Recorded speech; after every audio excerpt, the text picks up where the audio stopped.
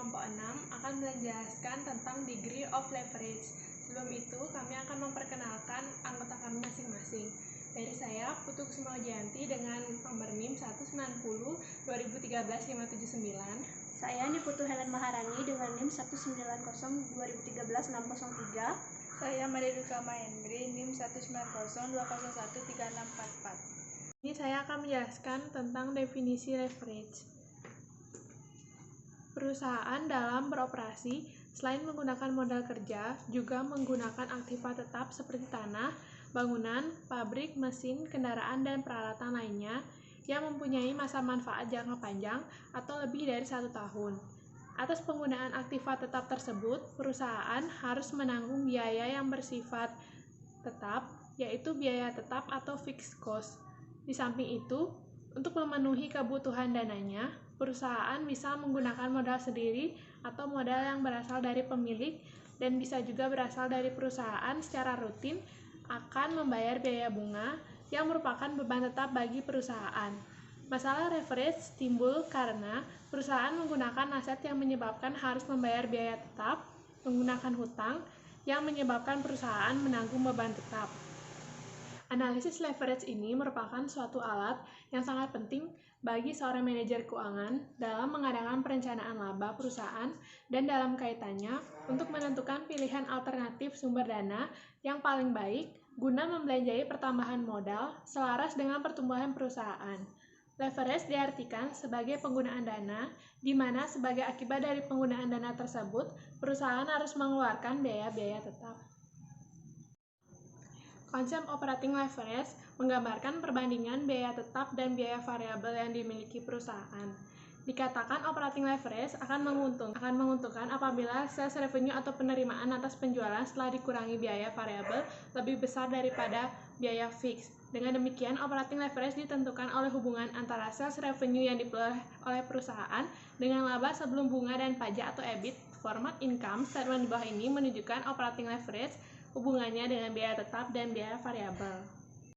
Untuk rumusnya dapat dilihat di sebelah sini.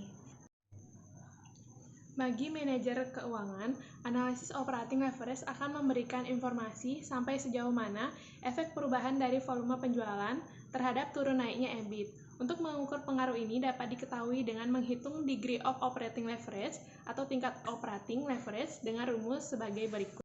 Untuk keterangannya, di mana Q sama dengan jumlah unit barang yang dijual, P adalah harga per unit, S total penjualan, FC variable cost per unit, dan FC adalah fixed cost. Suatu perusahaan menjual barang dengan harga Rp100 per unit, variable cost per unit 50 dan fixed cost-nya 50.000 per tahun. Penjualan selama setahun 1.500 unit. Bagaimana efek perubahan penjualan terhadap laba sebelum bunga dan pajak bila penjualan naik menjadi 2.000 unit? Untuk jawabannya dapat dilihat pada layar sebelah sini. Baik, di sini saya akan melanjutkan materi.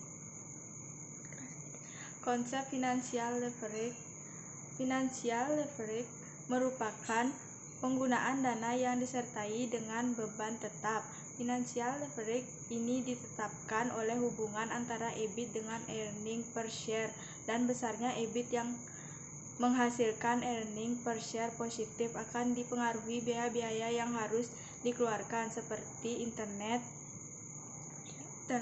pajak. Itu semakin besar penggunaan dana dari luar perusahaan yang disertai dengan beban tetap. Pinjaman jangka panjang obligasi akan mempengaruhi earning per share.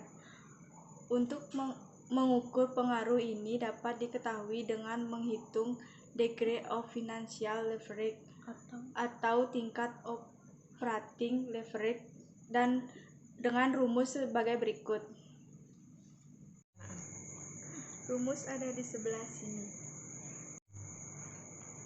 Misalkan, perusahaan Taksika mengharapkan pendapatan EBIT pada tahun ini sebesar 100.000.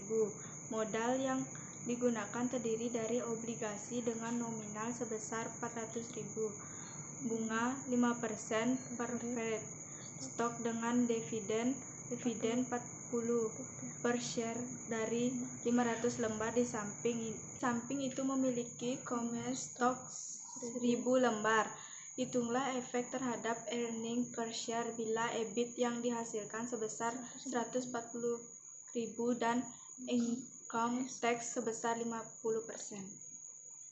Keterangan pertambahan EBIT dari 100.000 menjadi 140.000 atau kenaikan EBIT 40%, menaikkan earning per share 100%. Dari hasil perhitungan tersebut, perusahaan sangat berkepentingan terhadap EBIT bila menggunakan dana yang disertai beban tetap. Hal ini lebih jelas bahwa operating leverage mempunyai hubungan yang erat. Di sini saya akan melanjutkan materi risiko bisnis dan risiko finansial.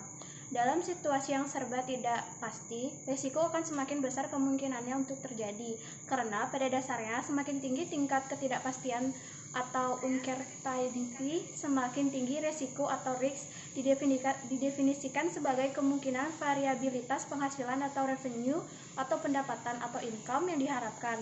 Dalam konteks statistik, variabilitas diukur dengan simpangan baku atau standard deviation atau SD. Dengan demikian, risiko diukur juga dengan standar deviasi. Ada dua macam risiko, yaitu yang pertama risiko bisnis dan yang kedua risiko finansial. Konsep combined leverage effect.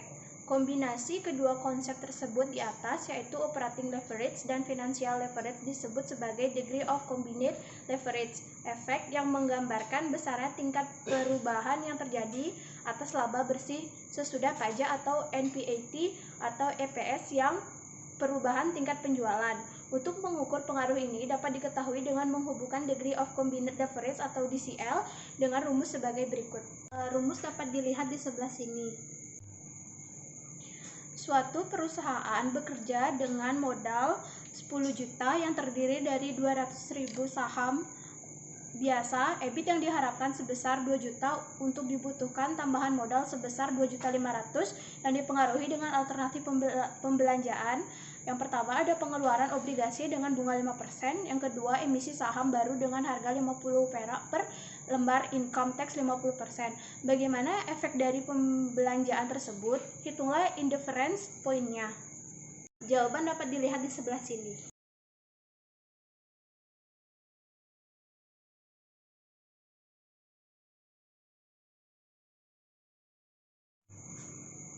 Keterangan. Pada tingkat EBIT 1.250.000 menghasilkan EPS yang sama atau EPS break even, yaitu sebesar 2,50 per lembar saham. Formula indifferent point di atas berlaku bila sebelum dibutuhkan tambahan dana perusahaan belum memiliki obligasi atau pinjaman. Bila sebelumnya perusahaan sudah memiliki obligasi atau pinjaman, maka rumus tersebut perlu penyesuaian seperti di bawah ini.